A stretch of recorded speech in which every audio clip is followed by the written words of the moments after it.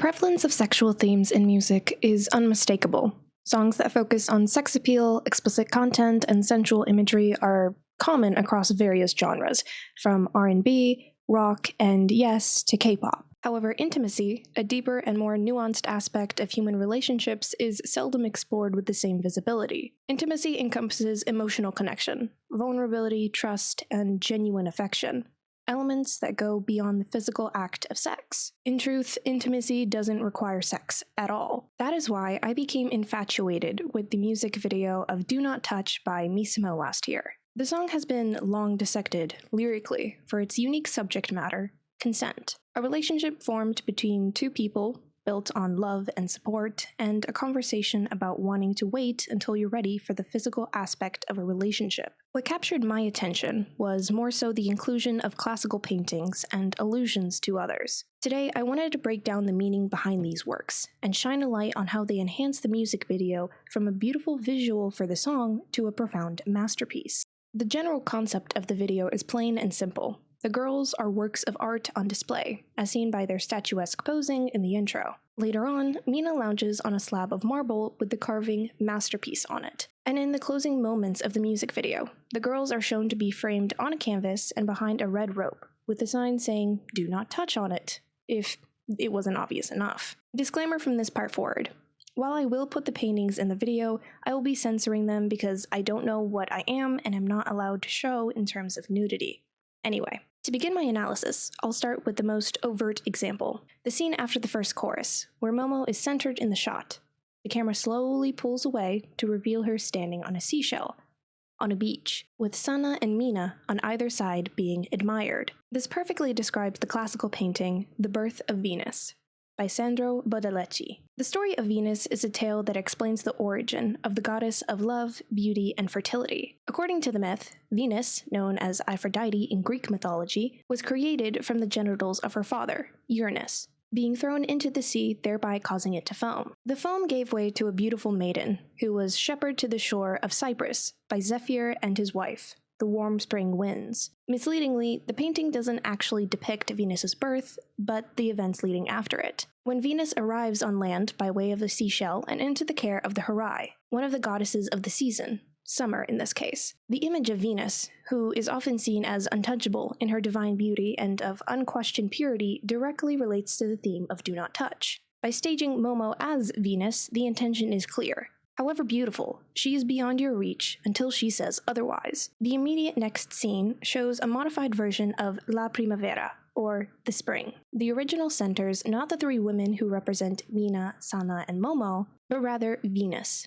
A later depiction, one who is now married as represented by the veil she wears. She welcomes the viewer to enjoy the story unfolding on the canvas. The painting is an allegory of spring, and is meant to be read from right to left, starting with Zephyr, god of the spring winds, kidnapping the nymph Chloris after becoming infatuated with her. Yes, kidnapped, and the other thing I can't say on YouTube, because the Roman gods and Greek gods were really into doing that. The next progression is after Chloris' transformation into a god, now the goddess of flowers, Flora. The center again holds Venus in view, and above her is her son, Cupid the troublemaker, who aims his bow readily at the three Graces, followers of Venus who have been blessed with fortunes for worshipping her, and whose names are tentatively love, chastity, and beauty. And it appears as though Cupid struck his mark, since one of the ladies is looking longingly at Mercury, the god of May, dressed as a soldier, who is also swatting away the winter clouds. And who is that lovely lady?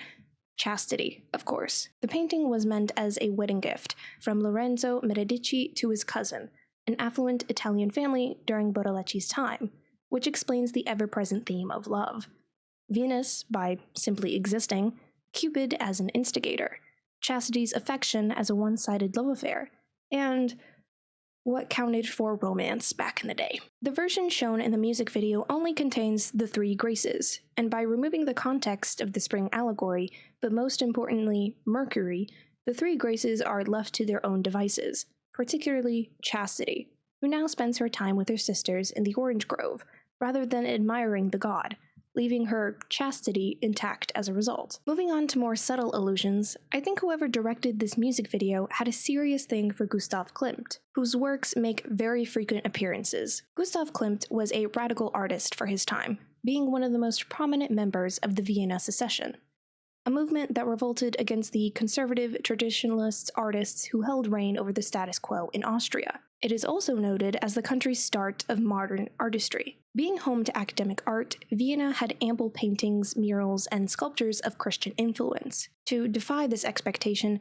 Gustav shocked audiences with works depicting sexual themes, most commonly of the female form, with frank eroticism that was deemed improper. One of the most notable elements of his paintings is his plentiful use of gold, with which he had a lifelong fascination. As a symbolic painter, Gustav's utilization of gold to decorate women was likely to assign them with the self-same invaluable worth of the material at the time. Gold has always been one of the indicators of wealth, so to depict it as an innate quality of these women is to give them the intrinsic status of beauty and desire. Sanna's dress in her solo scenes are reminiscent of one of his works, the portrait of Adele Bloch-Bauer I, or The Lady in Gold, and the surrounding imagery, swirls of gold originating from Sanna that resemble tree branches, are present in a small part of the portrait, but more obviously in another of Gustav's work, The Embrace. This artwork was among the few that was deemed pornographic by the traditionalists because of its representation of implicit intimacy, a man bending down to hug his lover, who accepts his advances with grace. Of course, that's not the only interpretation of this painting, the most famous being that it is a portrayal of Gustav himself with Emily Floeg, a companion of his, which is really interesting considering that the two were friends. While there is proof of their correspondence for 27 years, there was nothing to suggest a romantic relationship. It's a possible explanation for why the woman's head is turned away from the man, yet embraces him nonetheless. This same framing can be observed in yet another of Gustav's painting, his most famous one, The Kiss. While I mentioned that Gustav painted solely women, there are a few that do depict men, but they are never the central characters, instead designed as accessories to women. In both, we can never see the man's face. His attention is solely on the woman, suggesting that the audience's admiration should also be focused on her. There is also the dress that Momo wears during her solo scene, that is, again, reminiscent to one of his other works, the portrait of Emily Floeg. And at last, but certainly not least, The Swing, by Jean-René Fragonard. This is my favorite painting of all time because of how beautiful it is. Perhaps for the funniest backstory I've ever heard, most people's first impression is of how bright and bubbly the central lady is, shining in the middle of the garden, having the best time on that famous swing. But what this art shows is how the infamous NSFW Twitter artists have been around for a lot longer than people think. See, this was a commissioned artwork for a wealthy man who had a very particular request, that a lady should be swinging in the air and kicking her dress up while doing so, allowing her lover in the bushes to see everything. And I do mean everything. If that wasn't bad enough, an old man was to be drawn in the background, helping to push his assumed wife while completely unaware of the hiding man. In other words, a cuckold's fantasy. In the music video, we don't see anything so flagrantly sexual.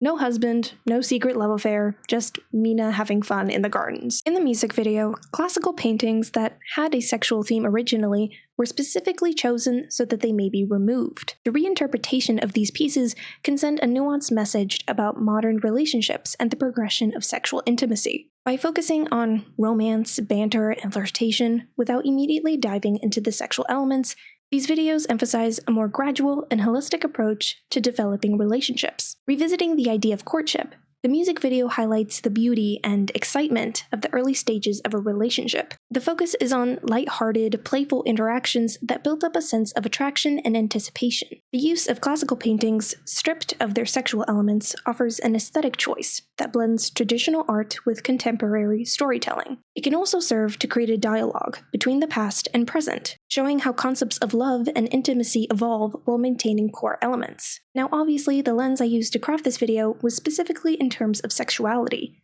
but others might interpret it in all kinds of contexts, which is yet another reason I love the music video so much. It's all up to you. Regardless, I hope you enjoyed the video and that I was able to shed a unique light on it. As always, I'd love to see your comments below. Thanks for watching, and see you next time. Bye-bye!